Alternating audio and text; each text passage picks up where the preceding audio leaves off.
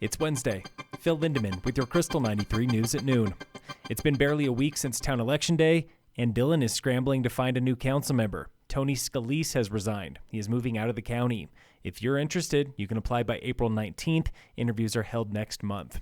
Dillon canceled its election when just enough people applied for empty seats at the time, returning members John Woods and Kyle Hendricks and new member Rachel Tuyen.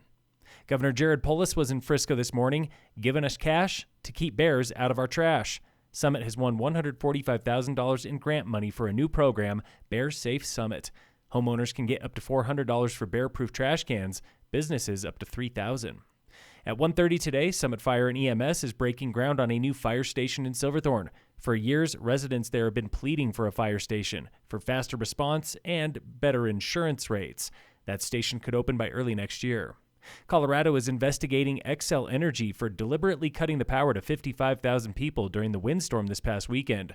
Governor Polis tells the utility he is disappointed, saying this will further harm Xcel's reputation. Last year, Xcel was found partially guilty of sparking the disastrous Marshall Fire of 2021. Hundreds of lawsuits followed. Our local state senator Dillon Roberts is bashing his colleagues in the House for changing language in a bill that's made to combat human trafficking. This from the Denver Post. Roberts says the House Judiciary Committee is undermining his work. It's the latest clash between a progressive state House and more moderate Senate.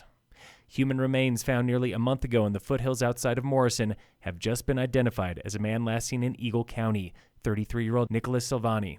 Denver 7 reports he likely died of a drug overdose and hypothermia. A Larimer County man is charged with riding around on a UTV and killing his neighbor's cattle. Multiple agencies report he shot 8 cattle worth $30,000. This comes as reintroduced wolves have reportedly killed 2 calves in the state. Reimbursement for ranchers has been a hot topic since the start of reintroduction.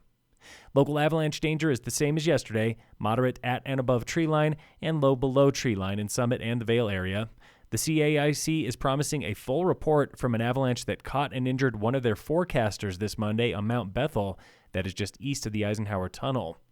In sports, the Nuggets beat the Jazz last night, 111-95. The Avalanche beat the Wild 5-2. The Rockies lost to the Diamondbacks 3-2.